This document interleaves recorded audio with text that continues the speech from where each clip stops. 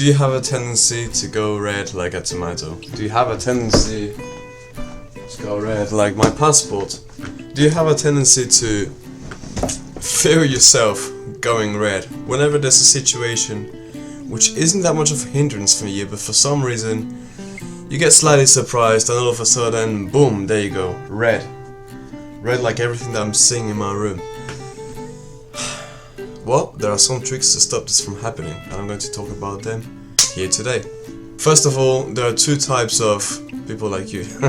Doesn't happen to me personally. Firstly, there are two types of people. The ones that are going red and they shouldn't be because they think to themselves they shouldn't be because they're not nervous about anything. They get surprised or whatever and they go red and then they hate it. And then there's the people that go red, but they're quite timid people and they actually do go red and they still dislike it usually. Most of the people that I spoke to that do go red, they say that it annoys them when they go red. Because you can understand, it's you're revealing to the world without accidentally revealing to the world how you're feeling inside, because it just manifests in your body and skin. I personally think it's very cute when it happens to people. It happens to my friend Adam, it happens to like a lot of girls, and I think it's adorable, but obviously it can be quite annoying for you, the person it happens to. I'll first explain what you can do if you are the timid person and how you can confront these conflicting feelings inside. So, you feel yourself going red and everyone's watching, whatever, looking at you, and it's part of the reason why you're going red. So, what you can do, that's been helping my friend, I keep saying so, sorry about that.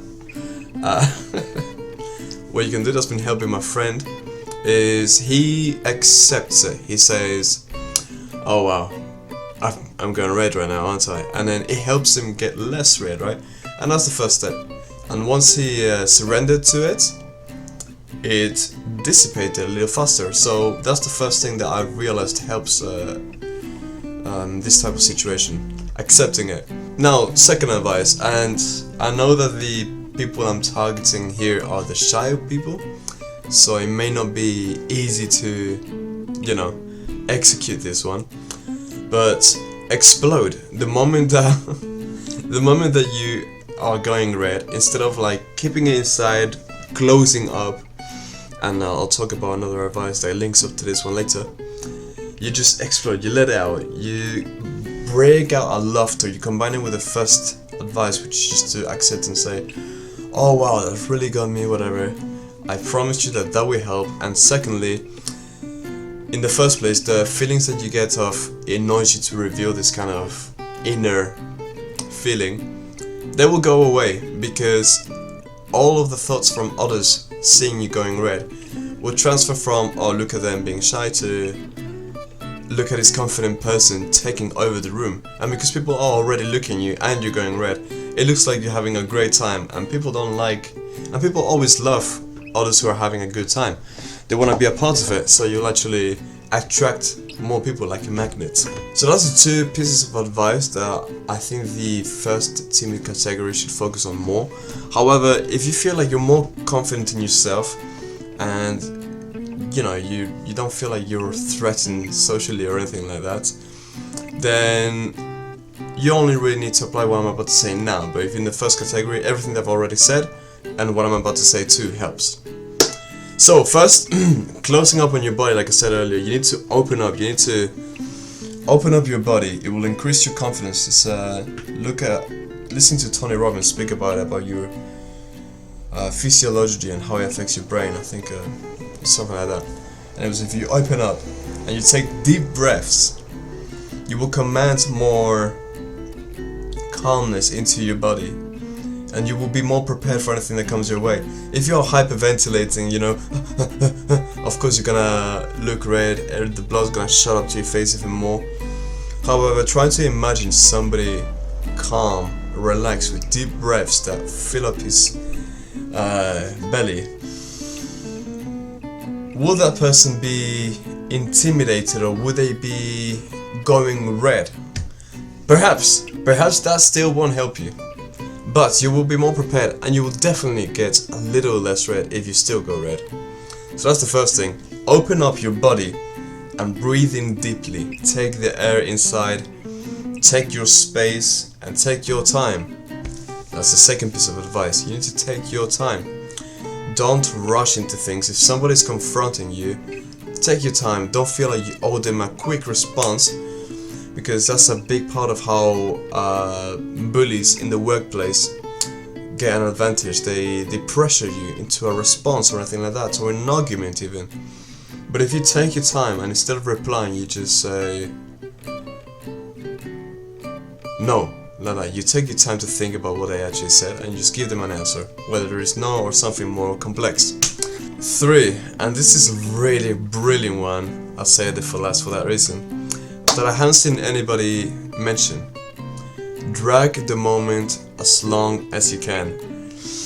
Now, when you get into this position, I haven't gone red myself, but I've been in awkward situations where I wanted to run away. But what I found helps you on the long term is to stay in that pain, to stay in that discomfort. The longer that you stay and the longer that you prolong it, the less bad it will become and the more prepared you'll be the next time. It's the same concept as imagine you're in a cold shower. The first 2 seconds you're... oh, I hate it. If you've ever taken a cold shower, especially in the winter time, sometimes you even feel like you're gonna pass out, honestly. I remember putting the shower head over my own head and then closing my eyes for a moment the first time I took a winter shower, a cold winter shower, and I just kind of dozed off and almost passed out. That moment I turned off the shower because I thought, damn, you know, what if I hit my head and die? I don't know. But yeah, off topic. The more you stay in that pain, the more you stay in that discomfort, the better you'll be at being in that discomfort.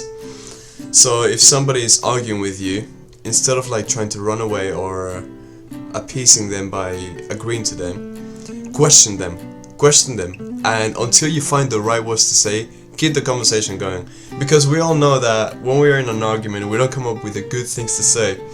But after we're done with the argument, we think, it would have been so much better if I said these words instead. Oh, they would have been cornered, they wouldn't have known what to say.